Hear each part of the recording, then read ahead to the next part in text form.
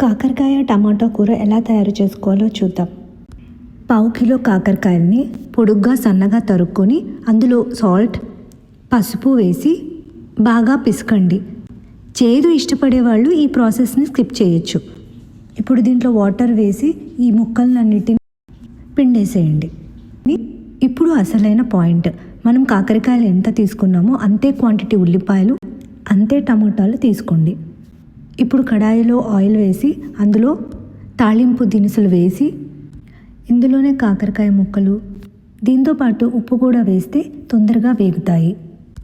65% బాగా వేగనిచ్చి అందులోనే కరివేపాకు, పచ్చిమిరపకాయలు కూడా వేసి కాసేపు బాగా వేయించండి.